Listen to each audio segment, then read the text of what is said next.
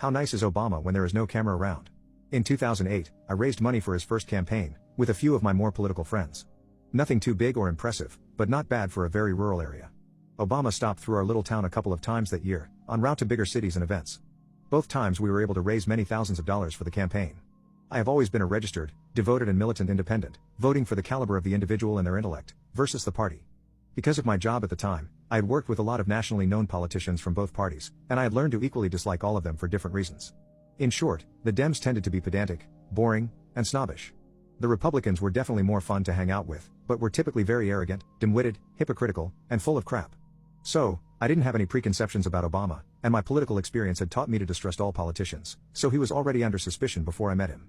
I was not terribly motivated by that particular election or the issues of the time, and I wasn't even positive who I would have voted for, until the day that McCain chose Sarah Palin as his running mate. And the thought of such a far-right, dim-witted, dogma-driven, nut job being just one old man's heartbeat away from the presidency was just too much risk. Anyway, I decided to help get Obama elected. On his next campaign stop in my little town, he met with me and my friends to thank us for the help and support, and each of us got to spend about 10 minutes with him. I already knew he was extremely smart from his resume and speeches I'd heard, so I had no need to test that. So, when I got my turn with him, I thought I would just test his ability to deal with unexpected adversity and his ability to make a personal connection with people who are more independent, like me, and may not be entirely tuned into all his core messages. He shook my hand, with a firm grip and big genuine smile, and we made the usual introductions and chit-chat. He then asked me what was on my mind and what issues I cared about that caused me to want to support him so generously. I told him, honestly nothing. He looked at me a little funny, and I said, I'm a wealthy, white, straight, male with typically centrist or conservative thoughts on the economy, taxes, etc. I'm a proud firearm owner. And, I really hate all the political correctness that seems to be getting more and more ridiculous all the time. So, how is your message and your platform going to reach me? He looked pensive for a moment, and then he cracked a bit of a smile. He said, do you like to watch sports?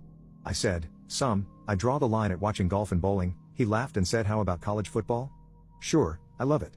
His smile widened, and he said, then I think, perhaps, we have something we can agree to do together. What's that? I asked, curious to see where this was going. If I get elected, I promise to do everything in my power to get rid of the BCS system in college football. We both laughed and then talked for the remainder of the time about football, the silliness of the BCS system, how it would be cool for football to have December madness kind of like basketball in March. Time was up, we shook hands again, and he put his arm around my back as we walked out of the room together, like two old friends. As we were rejoining the crowd, he said, thanks for that. I think that was the most fun I've had talking about policy in the last few weeks. This stuff can get quite boring. I was struck. He was such a cool, laid-back, friendly character. Smart, well-read, worldly, maybe a technocrat, but also really cool. Ultimately, the President of the US represents all of us and our whole country to other world leaders. The strength of their character and their morals goes a long way in the negotiating power of the US. I can't say that I agreed with all of his policies, but I did vote for him. I didn't regret it for a day, and he represented our country with great effectiveness and dignity and gave the US a good reputation.